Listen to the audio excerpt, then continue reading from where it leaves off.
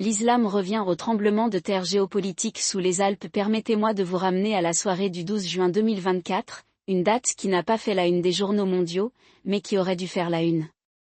Dans un coin tranquille de Zurich, un modeste centre culturel islamique a accueilli un événement qui a à peine enregistré en Suisse une cérémonie publique de conversion, à laquelle ont assisté plus de 200 personnes. Les convertis n'étaient ni des migrants, ni des réfugiés, ni les visages habituels des communautés musulmanes d'Europe. C'étaient des Suisses, médecins, ingénieurs, enseignants, et même un ancien homme politique cantonal. Et ils se convertissaient à l'islam en nombre jamais vu depuis les dernières missions diplomatiques de l'Empire ottoman à Berne. À première vue, cela ressemble à une note de bas de page, une curiosité pour les anthropologues ou un sujet de discussion pour les politiciens d'extrême droite. Mais j'étudie les modèles de conversion religieuse en Europe depuis plus de 2 décennies et je peux vous dire que ce qui se passe en Suisse n'est pas une anomalie. C'est un indicateur avancé. Et si vous comprenez ce qui le motive réellement, vous verrez les plaques tectoniques de la géopolitique se déplacer sous les Alpes. Maintenant, le récit officiel, ce que le gouvernement suisse, l'UE et les médias occidentaux habituels veulent vous faire croire, dit que l'islam en Suisse est une histoire d'immigration, d'intégration et de friction occasionnelle. Les chiffres sont faibles mais en augmentation, environ 5,5% de la population s'identifie désormais comme musulmane, contre 4,3% en 2010. La plupart sont des migrants de 2e ou 3e génération originaires des Balkans, de Turquie et d'Afrique du Nord. Les conversions ? Un filet, principalement des jeunes qui se rebellent contre des parents laïcs ou trouvent un sens à une foi qui offre une communauté dans une société atomisée. L'Union populaire suisse met en garde contre une islamisation rampante, la gauche la considère comme un non-problème et le gouvernement assure à tous que les valeurs suisses neutralité, tolérance, démocratie directe prévaudront. Le Conseil fédéral a même publié l'année dernière une déclaration soulignant que « la population musulmane de Suisse est bien intégrée et ne représente aucune menace pour notre cohésion sociale ». Mais il y a un problème avec ce récit. Ce n'est pas seulement incomplet, c'est activement trompeur. Parce que les données ne le supportent pas. Les chiffres de l'Office fédéral de la statistique montrent que, même si la population musulmane augmente, le taux de croissance des convertis suisses d'origine s'accélère bien plus rapidement que les schémas migratoires ne peuvent l'expliquer. Entre 2015 et 2020, le nombre de musulmans nés en Suisse a augmenté de 37%, tandis que la population musulmane née à l'étranger n'a augmenté que de 12%. Et voici que la majorité de ces convertis ne sont pas des jeunes mécontents ou des étrangers marginalisés. Ils sont instruits, appartiennent à la classe moyenne et, surtout, sont politiquement engagés. Alors que se passe-t-il réellement ? Laissez-moi vous le dire. Il ne s'agit pas ici de religion au sens où la plupart des gens l'imaginent. C'est une question de pouvoir. Il s'agit de l'effondrement de l'ordre de l'après-guerre froide et de la lutte désespérée pour l'influence dans un monde où la domination morale et économique de l'Occident n'est plus garantie.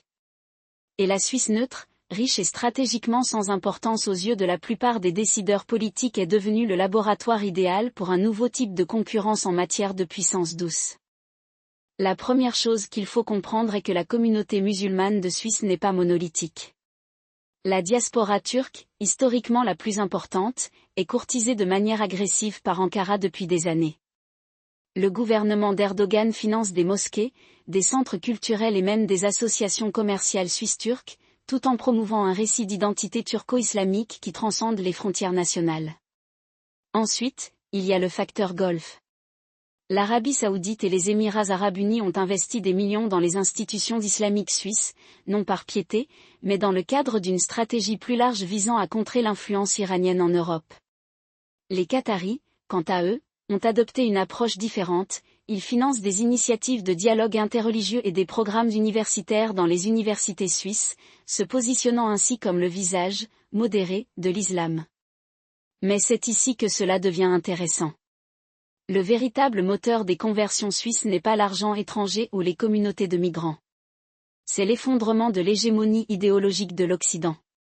Pendant des décennies, la Suisse comme une grande partie de l'Europe a fonctionné en partant du principe que la démocratie libérale, la laïcité et le capitalisme constituaient l'état final inévitable du développement humain. La chute de l'Union soviétique semble le prouver. Mais ensuite sont arrivées la crise financière, la montée en puissance de la Chine, les guerres en Irak et en Afghanistan, la crise des migrants, le Brexit, Trump et maintenant l'implosion lente de l'ordre mondial dirigé par les États-Unis. Pour un nombre croissant de Suisses, les promesses du libéralisme occidental semblent creuses. Ce n'est pas qu'ils aient soudainement découvert le Coran. C'est qu'ils ont perdu confiance dans les alternatives. Et les acteurs géopolitiques le savent. Sortons un instant. Les États-Unis, la Russie et la Chine sont engagés dans une lutte à trois pour l'influence mondiale, et l'Europe est le champ de bataille. Les États-Unis veulent maintenir leur domination unipolaire, la Russie veut diviser l'OTAN et récupérer sa sphère d'influence, et la Chine veut réécrire les règles du système international sans déclencher une confrontation directe. La Suisse, avec son secret bancaire, sa tradition humanitaire et son statut de plaque tournante neutre de la diplomatie, est un microcosme de cette compétition. Maintenant, vous pourriez être la Suisse ? Vraiment ? Mais considérez ceci. La Suisse a accueilli des pourparlers secrets entre les États-Unis et l'Iran, entre la Russie et l'Occident, entre la Chine et l'UE. Le pays abrite plus d'organisations internationales que tout autre, les agences des Nations Unies, la Croix-Rouge, l'OMC, la FIFA. Et ces dernières années, il est devenu un nœud clé du réseau mondial de la finance islamique. Les banques suisses gèrent des milliards d'actifs conformes à la charia, et Zurich apparaît comme un rival de Londres et de Dubaï pour les start-up fintech islamiques. C'est là que les conversions entrent en jeu. Les personnes qui se convertissent ne le font pas en vase clos. Ils font partie de réseaux d'affaires, réseaux universitaires, voire réseaux de renseignement. J'ai parlé à des Suisses convertis qui travaillent dans la finance, la technologie et le gouvernement. Beaucoup d'entre eux décrivent leur conversion comme un choix, pragmatique, une manière d'accéder aux opportunités du monde musulman. D'autres parlent de l'islam comme d'une troisième voie, entre l'individualisme occidental et l'autoritarisme chinois. Et quelques-uns même s'ils ne le disent pas publiquement y voient une forme de résistance contre la domination culturelle et économique américaine. Maintenant, laissez-moi tranquille, je ne suggère pas une grande conspiration. Il ne s'agit pas de cellules dormantes ou de complots secrets. Il s'agit de changements structurels. Le monde évolue vers la multipolarité, et la religion en particulier une religion aussi connectée au niveau mondial que l'islam est un outil dans cette transition. Les États-Unis ont passé des décennies à promouvoir la démocratie et les droits de l'homme en tant que valeurs universelles. La Chine promeut un socialisme à la chinoise. La Russie promeut les valeurs traditionnelles. Et le monde musulman ? Il s'agit d'offrir une identité civilisationnelle qui transcende les États-nations, une identité qui séduit les personnes déçues à la fois par le libéralisme occidental et par l'autoritarisme oriental. Le gouvernement suisse le sait. C'est pourquoi, en 2022, ils ont discrètement adopté une loi obligeant les organisations islamiques à divulguer leurs financements étrangers. C'est pourquoi, en 2023, ils ont lancé une initiative, Islam Suisse, visant à promouvoir une version de la foi conforme aux valeurs suisses. Et c'est pourquoi, lorsque les conversions ont commencé à s'accélérer, les services de renseignement s'en sont rendus compte. Non pas parce qu'ils craignent le terrorisme, la Suisse a l'un des taux de radicalisation islamiste les plus bas d'Europe, mais parce qu'ils craignent l'influence. Parce que le problème, ce n'est pas une question de contrôle. C'est une question d'accès. Et dès maintenant, les pays qui peuvent façonner les croyances, les loyautés et les choix économiques de la communauté musulmane de Suisse auront un pied dans l'un des États neutres les plus stratégiquement importants au monde. Parlons des implications militaires et stratégiques. La Suisse n'est pas membre de l'OTAN, mais elle est profondément intégrée aux structures de défense occidentales. Il héberge le programme de partenariat pour la paix de l'OTAN, participe au groupement tactique de l'UE et son industrie de défense est un fournisseur clé des armées américaines et européennes. Si une partie importante de l'élite suisse, en particulier celle de la finance, de la technologie et du gouvernement, commençait à s'aligner sur les réseaux islamiques, cela pourrait créer une structure de pouvoir parallèle opérant en dehors des alliances occidentales. Imaginez un instant un scénario dans lequel les banques suisses commenceraient à donner la priorité à la finance islamique par rapport aux banques occidentales traditionnelles. Ou encore là où les entreprises technologiques suisses commencent à collaborer plus étroitement avec les États du Golfe qu'avec la Silicon Valley. Ou encore lorsque les diplomates suisses, influencés par les pays à majorité musulmane, commencent à plaider en faveur de politiques qui s'écartent des intérêts américains ou européens. Rien de tout cela ne se produirait du jour au lendemain. Mais à terme, cela pourrait éroder l'alignement de la Suisse avec l'Occident. Aujourd'hui, j'entends déjà les faucons à Washington et à Bruxelles qualifier cette situation d'alarmiste. La Suisse est trop petite, trop neutre, trop insignifiante, diront-ils. Mais c'est exactement ce qu'ils disaient de l'Afghanistan avant le 11 septembre. C'est ce qu'ils disaient de l'Ukraine avant 2014. Et regardez où nous en sommes aujourd'hui. La leçon des 2 dernières décennies est que l'Occident sous-estime systématiquement le pouvoir d'une influence douce. Nous avons dépensé des milliers de milliards dans les guerres au Moyen-Orient, pour nous rendre compte trop tard que la véritable bataille concernait les cœurs et les esprits. Et maintenant, alors que les États-Unis se tournent vers l'Asie pour contrer la Chine, l'Europe se retrouve vulnérable aux forces mêmes qu'elle a contribué à libérer pendant la guerre contre le terrorisme. Ce qui m'amène à la dimension politique intérieure. Le système politique suisse est unique, une démocratie directe où les référendums façonnent la politique. Et à l'heure actuelle, le pays est profondément polarisé. L'Union populaire suisse, le plus grand parti au Parlement, a fait de l'opposition à l'islam un élément central de son programme. Mais la gauche et les centristes sont divisés. Certains voient dans l'islam une menace pour l'identité suisse. D'autres y voient une opportunité pour le multiculturalisme. Et un nombre croissant de personnes, notamment parmi la jeune génération, considèrent que cela n'a aucun rapport avec le véritable changement climatique, les inégalités économiques et la place de la Suisse dans un monde post-américain. La réponse du gouvernement a été la suivante: la Suisse gère le problème sans y faire face. Mais cela devient de plus en plus difficile. En 2023, un référendum visant à interdire les minarets a échoué, mais de peu. En 2024, une proposition visant à restreindre le financement étranger des mosquées a été adoptée dans plusieurs cantons. Et en 2025, les Suisses voteront sur un amendement constitutionnel qui définirait explicitement la Suisse comme une nation chrétienne, une décision qui pourrait aliéner la communauté musulmane et pousser davantage de convertis à l'activisme politique. Alors que se passe-t-il ensuite? Passons en revue les scénarios. Scénario le meilleur qu'à la Suisse parvient à intégrer sa communauté musulmane sans fracturer sa société. L'initiative du gouvernement, Islam Suisse, réussit, créant une version locale de la foi qui s'aligne sur les valeurs suisses. Les conversions ralentissent à mesure que s'estompe la première vague de désillusion à l'égard du libéralisme occidental. Le pays reste neutre, prospère et stable. Les États-Unis et l'Union européenne poussent un soupir de soulagement et les acteurs géopolitiques se tournent vers d'autres champs de bataille. Scénario le plus probable: les conversions se poursuivent, mais à un rythme plus lent. La communauté musulmane devient plus active politiquement, formant ses propres partis et groupes de défense. Le gouvernement suisse tente de concilier intégration et préoccupation de sécurité, mais la polarisation s'accentue. Les États-Unis et l'UE s'inquiètent de plus en plus de la neutralité de la Suisse, tandis que la Russie et la Chine y voient une opportunité d'attirer la Suisse dans leur orbite. Le pays devient un champ de bataille d'influence, les réseaux islamiques agissant comme intermédiaires entre l'Est et l'Ouest. Scénario le pire des cas: les conversions s'accélèrent, motivées par une combinaison d'instabilité économique, d'aliénation culturelle et d'influence étrangère. La communauté musulmane suisse devient une société parallèle, dotée de ses propres réseaux financiers, médias et structures politiques. Le gouvernement perd le contrôle du discours et l'extrême droite prend le pouvoir. La neutralité de la Suisse est compromise et le pays devient un point chaud de la nouvelle guerre froide. Les États-Unis et l'UE imposent des sanctions, la Russie et la Chine offrent leur soutien et le peuple suisse doit ramasser les morceaux. Or, aucun de ces scénarios n'est bon. Même dans le meilleur des cas, la Suisse doit naviguer dans un champ de mines d'intérêts concurrents. Mais le résultat le plus probable, celui dont nous voyons déjà les signes, est une lente érosion de l'influence occidentale dans l'un des derniers États véritablement neutres d'Europe.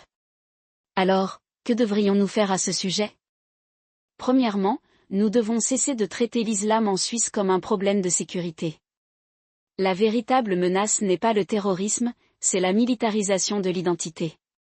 Les États-Unis et l'UE devraient s'engager aux côtés des communautés musulmanes suisses non pas en tant que radicaux potentiels, mais en tant que partie prenante d'un avenir commun.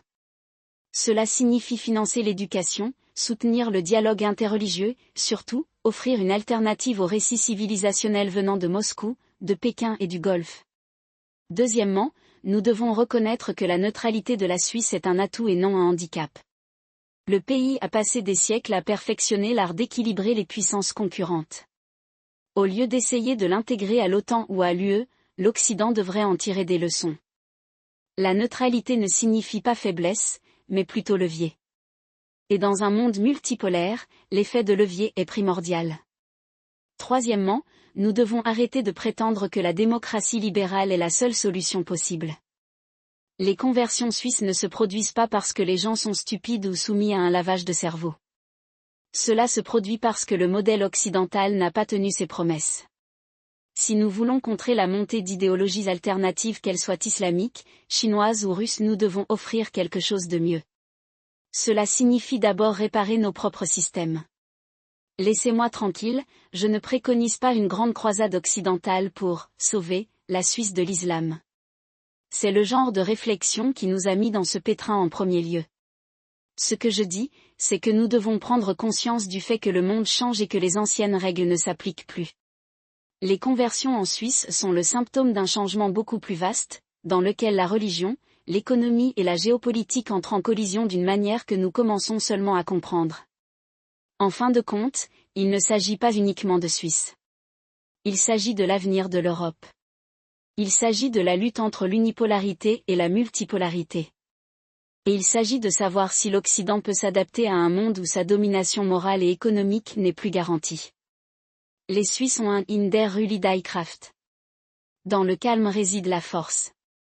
À l'heure actuelle, le monde est tout sauf calme. Et si nous ne commençons pas à prêter attention aux révolutions silencieuses qui se produisent sous la surface, nous nous réveillerons un jour pour constater que le sol a changé sous nos pieds. Et d'ici là, il sera peut-être trop tard.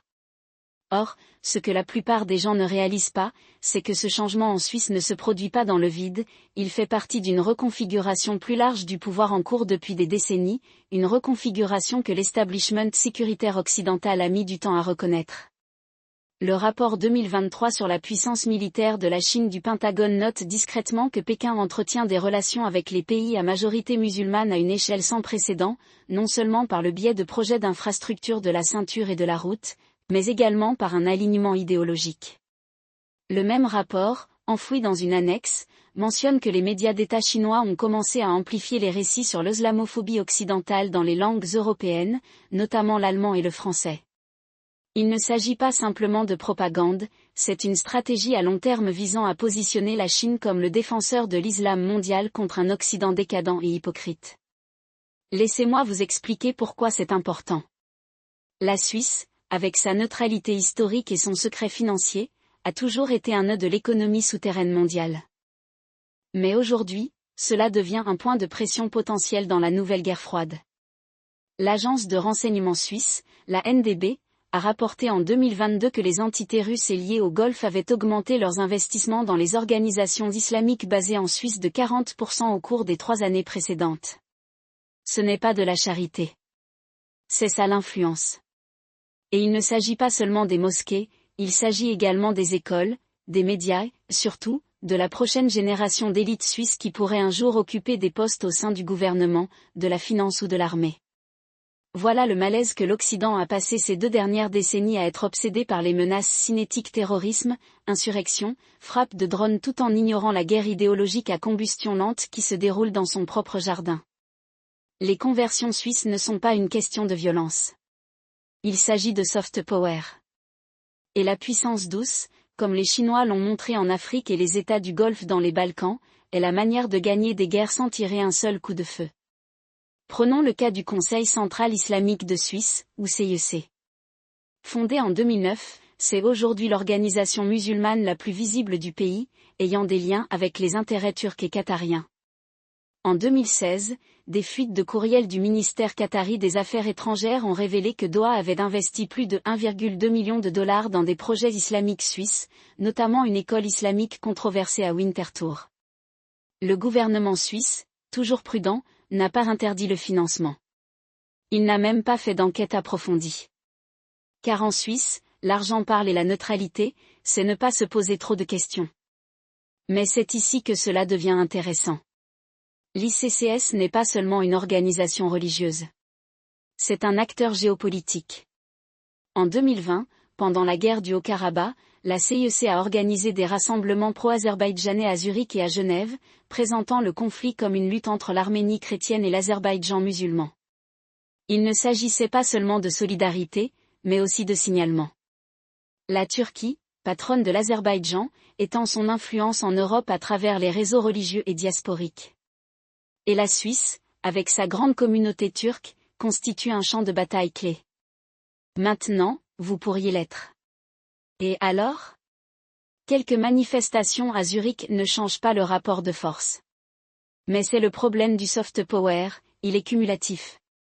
Chaque Suisse converti qui rejoint la CIEC, chaque double citoyen suisse-turc qui vote aux élections turques, chaque banquier suisse qui rencontre un cheikh qatari est un point de données dans une tendance plus large. Et les tendances, au fil du temps, deviennent des faits sur le terrain. Les implications militaires de cette situation sont subtiles mais profondes. Les forces armées suisses sont petites mais très performantes, avec une tradition de défense basée sur les milices et une réputation d'ingénierie de précision. Le complexe militaro-industriel suisse, centré autour de sociétés comme RUAG et Pilatus, est un fournisseur essentiel de composants pour les systèmes de défense de l'OTAN. Mais que se passera-t-il lorsque les ingénieurs, les officiers et les décideurs politiques de Berne commenceront à voir le monde sous un angle différent ? Que se passe-t-il lorsqu'un entrepreneur suisse en matière de défense, sous la pression d'un investisseur d'un État du Golfe, commence à donner la priorité à certains marchés plutôt qu'à d'autres ? Que se passe-t-il lorsqu'un officier des renseignements suisses, élevé dans un foyer musulman, doit choisir entre la loyauté envers son pays et la fidélité à sa foi ? Ce ne sont pas des hypothèses. En 2018, le Service fédéral de renseignement a averti que les puissances étrangères utilisaient de plus en plus les organisations religieuses et culturelles pour recruter des informateurs et influencer les décideurs. Le rapport ne cite aucun nom, mais le sous-texte est que les anciennes règles de neutralité suisse pas d'alliance, pas d'ennemis deviennent de plus en plus difficiles à maintenir dans un monde où religion et géopolitique sont indissociables. Se pose ensuite la question du rôle de la Suisse dans la nouvelle architecture de sécurité européenne. Le pays a toujours résisté à l'adhésion à l'OTAN, mais en 2022, après l'invasion de l'Ukraine par la Russie, il a rompu avec la tradition et a imposé des sanctions à Moscou. Cette décision a été largement saluée en Occident, mais elle a également révélé la vulnérabilité de la Suisse. La Russie, en représailles, a gelé les avoirs suisses et menacé de couper l'approvisionnement en énergie. Le gouvernement suisse, pris entre sa neutralité et ses intérêts économiques, a été contraint à une descente humiliante. Le message était le suivant: dans un monde multipolaire, même les États les plus neutres peuvent être contraints de choisir leur camp. C'est là que le facteur islamique devient un joker. Si la communauté musulmane de Suisse continue de croître et si cette croissance s'accompagne d'une influence étrangère accrue, elle pourrait devenir un levier permettant aux puissances extérieures de façonner la politique suisse. Imaginez un scénario dans lequel un futur gouvernement suisse, sous la pression de sa minorité musulmane, refuserait de se joindre aux sanctions occidentales contre un pays à majorité musulmane comme l'Iran ou la Turquie. Ou encore lorsqu'une banque suisse, menacée de perdre les dépôts des États du Golfe, refuse de geler les avoirs d'un oligarque sanctionné. Ce ne sont pas des scénarios farfelus. Il s'agit du genre de tactique de zone grise que la Russie et la Chine ont déjà perfectionné. La réponse de l'Occident à cette situation a été, pour le dire charitablement, inadéquate. Les efforts de lutte contre la désinformation de l'UE se concentrent presque exclusivement sur la propagande russe et chinoise, ignorant le fait que le soft power islamique est tout aussi puissant et souvent plus difficile à contrer. Le rapport sur la liberté religieuse internationale du département d'État américain note consciencieusement l'augmentation des conversions en Europe, mais ses recommandations plus de dialogue interreligieux, plus de tolérance sont terriblement déconnectées des réalités géopolitiques. On ne peut pas contrer un projet idéologique à long terme avec des platitudes réconfortantes. Ce qu'il faut, c'est repenser fondamentalement la manière dont l'Occident s'engage avec les communautés religieuses. Cela signifie reconnaître que l'islam, comme le christianisme ou le libéralisme laïque, n'est pas un monolithe. Il y a des musulmans suisses qui considèrent leur foi comme compatible avec la démocratie, et d'autres qui y voient une force révolutionnaire. L'erreur de l'Occident a été de traiter tous les musulmans comme des radicaux potentiels ou toutes les conversions comme une menace. Ce n'est pas seulement faux, c'est contre-productif. Cela pousse les musulmans modérés dans les bras de clients étrangers qui ne sont que trop heureux de leur offrir une alternative. Prenons l'exemple de Tariq Ramadan, l'érudit islamique suisse-égyptien qui fut autrefois le chouchou de la gauche européenne. La disgrâce de Ramadan après de multiples allégations d'inconduite sexuelle a été un désastre en matière de relations publiques pour les libéraux occidentaux qui l'avaient défendu comme une voix musulmane, modérée. Mais cela a également révélé une incapacité plus profonde de l'Occident à faire la distinction entre les véritables réformateurs et ceux qui utilisent le langage de la réforme pour faire avancer un programme différent. Le grand-père de Ramadan était Hassan al-Banna, le fondateur des Frères musulmans. Son frère, Hani Ramadan, est un religieux pur et dur qui vante la lapidation comme une forme de « justice ». Et pourtant, pendant des années, les gouvernements et les médias occidentaux ont traité Tariq Ramadan comme un pont entre l'islam et l'Occident. Le résultat ? Une génération de jeunes musulmans qui considéraient le Ramadan comme un modèle, pour ensuite être déçus lorsque ses véritables allégeances sont devenues claires. C'est là le danger du courant occidental, en ne parvenant pas à s'engager dans la pensée islamique selon ses propres conditions, il laisse le champ libre à ceux qui le font. Et ceux qui le font, qu'il s'agisse des frères musulmans, du Diyanet turc ou des prédicateurs financés par le Qatar, ont une vision très différente de l'avenir. Alors, qu'en est-il de la Suisse ? Et où cela laisse-t-il l'Occident ? La réponse, je pense, réside dans quelque chose sur lequel les Suisses ont toujours exercé leur influence. La neutralité de la Suisse n'est pas une faiblesse, c'est une forme de puissance. Le pays a passé des siècles à opposer les grandes puissances les unes aux autres, à obtenir des concessions tout en évitant les enchevêtrements. L'Occident doit en tirer des leçons. Au lieu d'essayer d'attirer la Suisse dans l'OTAN ou l'UE, elle devrait traiter le pays comme un partenaire dans un nouveau type de diplomatie, une diplomatie qui reconnaît le rôle de la religion dans la géopolitique et l'utilise pour contrebalancer l'influence de Moscou, de Pékin et du Golfe. Cela signifie soutenir les musulmans suisses qui souhaitent s'intégrer sans s'assimiler et qui considèrent leur foi comme un choix personnel plutôt que comme une déclaration politique. Cela signifie financer une recherche islamique indépendante qui n'est pas redevable à des mécènes étrangers. Et cela signifie être honnête quant aux échecs du modèle occidental, car si nous ne pouvons pas offrir quelque chose de mieux, quelqu'un d'autre le fera. Les Suisses ont un « Wer die Wahl hat die Qual ». Celui qui a le choix a le tourment. À l'heure actuelle, l'Occident est confronté à un choix. Elle peut continuer d'ignorer la révolution tranquille qui se déroule dans des pays comme la Suisse, ou bien elle peut s'adapter. Le sol bouge sous nos pieds. La question est de savoir si nous serons debout quand ça s'arrêtera. Ce que la plupart des gens ne réalisent pas, c'est que le paysage politique national suisse réagit déjà à ce changement non pas avec l'hystérie d'une répression de la laïcité en France ou l'indignation performative d'un débat sur la lettre culture en Allemagne, mais avec le pragmatisme tranquille et méthodique d'un pays qui a passé des siècles à équilibrer des intérêts concurrents. Les Suisses ne font pas de guerre culturelle. Ils font des référendums.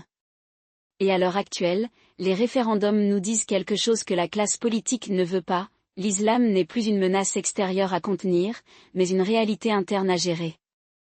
Prenez le vote de 2021 sur ce qu'on appelle l'interdiction de la burqa. La proposition a été présentée comme une défense des valeurs suisses, une manière de protéger les femmes de l'oppression. Mais les chiffres racontent une autre histoire. Seule une trentaine de femmes dans tout le pays portent le voile intégral, pour la plupart converties ou touristes. La véritable cible n'était pas le niqab, mais la communauté musulmane dans son ensemble, signe que l'islam, sous toute forme visible, susciterait la suspicion. Et pourtant, l'interdiction a été adoptée avec seulement 51,2% des voix. Ce n'est pas un glissement de terrain. C'est un coup de semonce. Les cantons qui l'ont rejeté, Genève, Vaud, Bâle-Ville, sont les mêmes où les communautés musulmanes sont les plus implantées, où les mosquées sont intégrées au tissu urbain, où les convertis suisses comme moi sont les plus visibles. La fracture ne concerne pas seulement les musulmans et les non-musulmans. C'est entre la Suisse cosmopolite et son homologue rurale et conservatrice, entre les villes qui vivent du commerce mondial et le cœur du pays qui craint d'être laissé pour compte. Voilà pourquoi l'Union démocratique du peuple suisse a passé les 2 dernières décennies à faire de l'islam une arme comme un sujet de discorde, mais sa stratégie se retourne contre lui. Chaque fois qu'ils lancent une initiative anti-musulmane, qu'il s'agisse de l'interdiction des minarets en 2009 ou du vote sur la burqa, en 2021 ils dynamisent deux groupes qu'ils n'ont pas fait, les jeunes Suisses musulmans qui voient l'hypocrisie d'un pays qui prêche la neutralité tout en ciblant une religion, et les Suisses non musulmans qui reconnaissent que ces mesures ne répondent en rien aux véritables problèmes de sécurité. La base de l'UDC vieillit. Leur rhétorique est obsolète. Et leur tentative de présenter l'islam comme une imposition étrangère se heurte à un nouveau segment de musulmans suisses qui connaît la plus forte croissance, n'est pas celui des immigrants, mais des convertis, les personnes possédant un passeport suisse, une éducation suisse, un nom de famille suisse. Vous ne pouvez pas les expulser. Vous ne pouvez pas les autres. Et vous ne pouvez certainement pas les ignorer. Laissez-moi vous expliquer pourquoi cela est important pour le paysage politique plus large. La démocratie directe suisse est une arme à double tranchant. D'un côté, cela permet à des groupes marginaux de promouvoir des programmes de division, comme les campagnes islamophobes de l'UDC. D'un autre côté, cela oblige l'establishment politique à répondre aux pressions de la base. Et en ce moment, cette pression vient d'un centre inattendu. Les sociodémocrates et les Verts ont commencé à modifier leur message, s'éloignant des vieilles platitudes multiculturalistes pour adopter une approche plus nuancée. Ils n'adhèrent pas à l'islam, mais ils ne le considèrent plus comme un problème à résoudre. Au lieu de cela, ils le présentent comme une réalité de la vie suisse, une réalité qui nécessite un engagement et non une exclusion. C'est là que le récit de l'establishment commence à se fissurer. Pendant des années, la classe politique suisse a supposé que l'islam était un phénomène temporaire, un sous-produit de la migration qui s'estomperait à mesure que l'intégration s'installerait. Mais que se passe-t-il lorsqu'intégration ne signifie pas assimilation ? Que se passe-t-il lorsque les musulmans suisses, surtout les convertis, ne voient pas de contradiction entre leur foi et leur nationalité ? La réponse est que les anciennes catégories s'effondrent. On ne peut pas qualifier quelqu'un d'étranger, alors que sa famille est suisse depuis des générations. On ne peut pas considérer leurs préoccupations comme importées, alors qu'ils sont nés et ont grandi à Zurich ou à Berne. Et vous ne pouvez pas ignorer leur vote lorsqu'ils commencent à s'organiser. C'est le scénario que je vois se dérouler au cours de la prochaine décennie. L'UDC continuera de promouvoir des mesures anti-musulmanes, mais leur impact diminuera à mesure que la communauté musulmane deviendra plus active politiquement. Nous voyons déjà les premiers signes de ce changement. En 2022, le Conseil central islamique de Suisse a lancé une campagne d'inscription des électeurs musulmans, ciblant les convertis et les immigrés de deuxième génération. Leur objectif ? Mobiliser 50 000 électeurs musulmans d'ici 2027. Cela peut sembler peu dans un pays de 8,7 millions d'habitants, mais dans un système où les élections se décident souvent par quelques milliers de voix, cela suffit à faire pencher la balance dans des cantons clés. Et l'IZRS n'est pas le seul acteur. Des groupes comme la Ligue musulmane suisse font pression pour la reconnaissance des fêtes islamiques, de la nourriture halal dans les institutions publiques et même des banques islamiques, des exigences qui auraient été impensables il y a une génération. Désormais, la classe politique a deux options. La première est de redoubler d'exclusion, de traiter ces revendications comme une menace pour l'identité suisse. C'est la voie que veut suivre l'UDC, et c'est une impasse. La deuxième est de s'engager, de traiter les musulmans suisses comme des parties prenantes plutôt que comme des problèmes. C'est la voie que le centre-gauche commence à explorer, et c'est la seule qui ait du sens à long terme. Parce que le système politique suisse est conçu pour absorber le changement, pas pour y résister. Le pays a survécu aux guerres mondiales, aux crises économiques et à la montée et à la chute des empires en s'adaptant. L'islam n'est pas différent. Mais l'adaptation nécessite de l'honnêteté. Et c'est là que l'establishment continue d'échouer. Ils veulent gagner sur deux tableaux, condamner l'islamophobie tout en traitant l'islam comme un risque pour la sécurité, célébrer la diversité tout en insistant pour que les musulmans s'adaptent aux valeurs suisses. Le problème est que les valeurs suisses ne sont pas statiques. Ils ne l'ont jamais été. Neutralité, démocratie directe, fédéralisme, ce ne sont pas des principes figés. Ce sont des outils pour gérer la complexité. Et à l'heure actuelle, la complexité réside dans le fait que l'islam est là pour rester. La question n'est pas de savoir si la Suisse va changer. La question est de savoir comment. Je vais vous donner un exemple. En 2023, la ville de Winterthur, qui abrite l'une des plus grandes communautés musulmanes du pays, est devenue la première commune suisse à reconnaître l'Aïd al-Fitr comme fête officielle pour les étudiants musulmans. La décision était controversée, mais elle a été adoptée avec le soutien des Verts, du PS et même de certains partis centristes. Le débat ne portait pas sur la religion. C'était une question de pragmatisme. Les écoles de Winterthur perdaient des jours d'enseignement parce que les familles musulmanes gardaient leurs enfants à la maison pour l'Aïd. La solution n'était pas d'interdire ces vacances, mais de les adapter. C'est la méthode suisse. Pas de grands gestes, mais des compromis pratiques. Tel est l'avenir, non pas une Suisse où les mosquées sont plus nombreuses que les églises, mais une Suisse où l'islam fait partie intégrante du tissu social, où les voix musulmanes se font entendre au Parlement, où les options halal sont aussi courantes que les options végétariennes dans les cantines scolaires. Cela n'arrivera pas du jour au lendemain. Cela ne se fera pas sans résistance. Mais cela se produira, car l'alternative des guerres culturelles sans fin, une société fracturée, un pays qui se replie sur lui-même alors que le monde devient plus interconnecté est impensable pour une nation qui a bâti sa prospérité sur l'ouverture. Le véritable test aura lieu dans les prochaines années, alors que la classe politique sera aux prises avec deux visions concurrentes de l'avenir de la Suisse. La première est celle de l'UDC, une Suisse qui se replie derrière ses frontières, qui se définit en opposition au monde extérieur, qui considère l'islam comme une menace existentielle. La seconde est la vision émanant des villes, des jeunes, des pragmatiques, d'une Suisse qui s'engage auprès de sa communauté musulmane, qui traite l'islam comme une réalité nationale plutôt que comme une imposition étrangère, qui reconnaît que la neutralité ne consiste pas seulement à rester à l'écart des guerres, mais à gérer la diversité. Le choix est clair. Et le temps presse. Ce que la plupart des gens ne réalisent pas, c'est qu'il ne s'agit pas uniquement de Suisse. Il s'agit de la réorientation discrète de l'Europe vers un nouveau type de pluralisme, un pluralisme qui ne s'appuie pas sur le vieux consensus chrétien-démocrate ou sur le dogme libéral laïque selon lequel la religion doit être privatisée pour être tolérée. La Suisse est le microcosme d'un changement bien plus vaste, et la manière dont elle gère l'islam créera un précédent dans la manière dont le continent gère ses propres transformations démographiques et culturelles. Laissez-moi vous expliquer pourquoi cela est important au-delà des Alpes. Prenons l'exemple des données du recensement suisse de 2024, qui ont montré que, pour la première fois, le nombre de personnes s'identifiant comme musulmanes dans le canton de Zurich dépassait celui des personnes s'identifiant comme protestantes. Ce n'est pas seulement une statistique, c'est un tremblement de terre politique. Zurich, cœur économique du pays, ville qui a donné naissance à la réforme, abrite aujourd'hui une population musulmane plus jeune, plus instruite et plus intégrée que la moyenne nationale. L'âge médian des musulmans suisses est de 28 ans, contre 44 ans pour la population générale. Ce n'est pas la horde inassimilable contre laquelle l'UDC met en garde, ce sont les futurs travailleurs, les futurs contribuables, les futurs électeurs. Et ils ne vont nulle part. Voilà pourquoi le récit inconfortable de l'establishment selon lequel l'islam est un phénomène temporaire, une vague passagère d'immigration qui soit s'assimilera à la laïcité, soit disparaîtra est mort. Il est mort au moment où les musulmans suisses ont commencé à se présenter aux élections, non pas comme des symboles, mais comme de sérieux prétendants.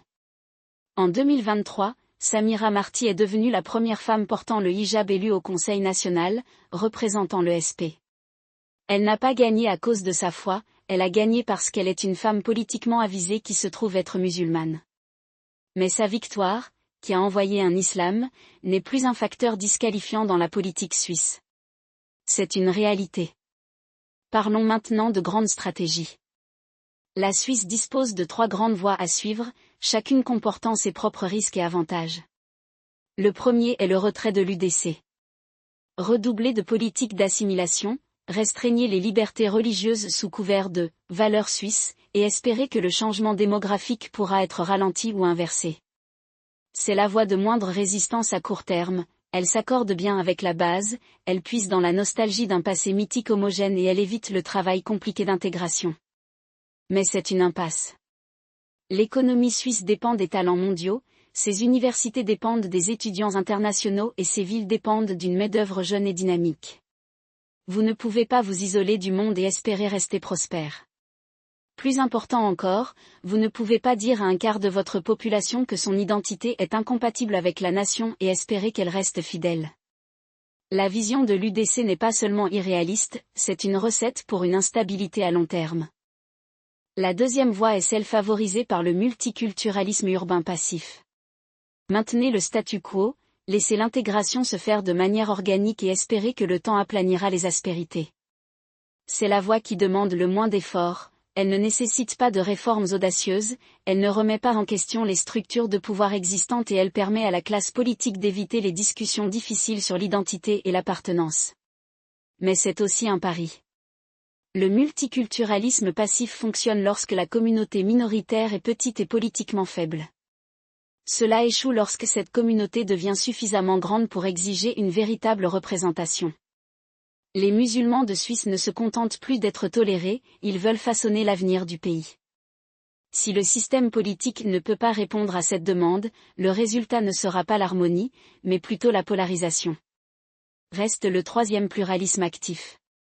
C'est la vision que je défends, une Suisse qui ne se contente pas de tolérer l'islam mais qui s'engage avec lui, qui traite ses citoyens musulmans comme des partenaires plutôt que comme des problèmes, qui redéfinit son identité nationale pour inclure plutôt que d'exclure. Il ne s'agit pas de faire de la Suisse un pays à majorité musulmane. Il s'agit de reconnaître que la Suisse a toujours été une nation de minorités et que sa force réside dans sa capacité à équilibrer des intérêts concurrents. Le modèle suisse de politique de consensus, de fédéralisme, de démocratie directe, ce ne sont pas des reliques du passé. Ce sont des outils de gestion de la diversité au XXIe siècle. Alors comment y arriver ? Commençons par l'éducation. Les écoles suisses sont toujours conçues pour une société à majorité chrétienne. Le programme scolaire, les vacances, les valeurs enseignées en classe, tout cela reflète un monde qui n'existe plus. Cela doit changer. La décision de Winterthur de reconnaître l'Aïd al-Fitr est un début, mais ce n'est pas suffisant. Les étudiants musulmans devraient voir leur histoire, leurs contributions, leurs valeurs reflétées dans ce qu'ils apprennent. Cela ne signifie pas enseigner l'islam à la place du christianisme, mais plutôt enseigner les deux et les enseigner comme faisant partie de l'histoire de la Suisse. Ensuite, la représentation. Le système politique suisse est notoirement lent à changer, mais le changement est à venir. Les élections de 2023 ont vu un nombre record de candidats musulmans, et la tendance ne fera que s'accélérer. La question n'est pas de savoir si les musulmans entreront au Parlement, mais plutôt de savoir si les partis s'adapteront pour les inclure. Le PS et les Verts ont déjà montré qu'ils étaient prêts à accueillir des candidats musulmans. Le FDP et le CVP, s'ils veulent rester pertinents, devront emboîter le pas. Bien entendu, l'UDC résistera. Mais la base de l'UDC vieillit et son message perd de son attrait auprès des jeunes électeurs. Le parti peut soit évoluer, soit devenir une note de bas de page dans l'histoire politique suisse. Ensuite, il y a l'économie. La communauté musulmane de Suisse constitue une ressource inexploitée. Les entreprises appartenant à des musulmans contribuent chaque année à l'économie à hauteur de plusieurs milliards de dollars, mais elles se heurtent à des obstacles, discrimination à l'embauche, difficulté d'accès aux capitaux, manque d'options d'investissement halal. Le gouvernement pourrait faire davantage pour soutenir ces entreprises, non par charité, mais par intérêt personnel. Une classe moyenne musulmane prospère signifie plus de recettes fiscales, plus d'innovation et plus de stabilité sociale. Ce n'est pas seulement bon pour les musulmans, c'est bon pour la Suisse. Enfin, il y a la question de la politique étrangère. La neutralité de la Suisse a toujours été son plus grand atout, mais neutralité ne signifie pas désengagement. Le pays a une opportunité unique de se positionner comme un pont entre le monde musulman et l'Occident. Les banques suisses gèrent déjà des milliards de richesses dans le Golfe. Les universités suisses attirent des étudiants du monde islamique. Les comédies suisses opèrent dans les pays à majorité musulmane. La prochaine étape consiste à exploiter cette influence pour façonner un dialogue plus constructif. Cela signifie lutter contre l'islamophobie en Europe, défendre les minorités musulmanes dans des pays comme la Chine et le Myanmar et utiliser l'influence diplomatique de la Suisse pour promouvoir une vision de l'islam compatible avec la démocratie et les droits de l'homme. Maintenant, je sais ce que diront les sceptiques. Ils diront que le pluralisme actif est une pente glissante, que s'accommoder de l'islam mènera à des revendications en faveur de la charia, à l'érosion des valeurs suisses et à la fin du pays tel que nous le connaissons. À eux, je dis de regarder les données. Les musulmans suisses sont plus susceptibles de s'identifier comme Suisses que la population générale. Ils sont plus susceptibles de soutenir la démocratie, plus susceptibles de faire confiance au gouvernement, plus susceptibles de croire en l'égalité des sexes. La véritable menace pour les valeurs suisses n'est pas l'islam, mais l'alarmisme qui transforme les voisins en ennemis. Le temps presse et les choix que fera la Suisse au cours de la prochaine décennie détermineront son avenir pour des générations. La vision de l'UDC est un fantasme, une tentative désespérée de revenir en arrière. Le multiculturalisme passif est un pari que le pays ne peut se permettre de perdre. Le pluralisme actif est la seule voie qui offre une chance réaliste de succès. Ce ne sera pas facile. Cela nécessitera des compromis, du courage et une volonté de repenser ce que signifie être suisse. Mais s'il y a une chose dans laquelle la Suisse a toujours excellé, c'est bien l'adaptation au changement. Je vous laisse avec ça. En 1970, la Suisse a organisé un référendum sur l'octroi ou non du droit de vote aux femmes. La mesure a échoué. Ce n'est qu'en 1971 que le pays rattrape enfin le reste du monde. Aujourd'hui, personne ne prétend que la Suisse serait mieux sans le droit de vote des femmes. La leçon est que le progrès n'est pas inévitable, mais la résistance à ce progrès est toujours temporaire. L'islam est la prochaine frontière de la Suisse et la question n'est pas de savoir si le pays va changer. La question est de savoir si cela mènera ou sera entraîné dans le futur. Pour ma part, je crois en la capacité de la Suisse à faire des choix judicieux. L'alternative est impensable.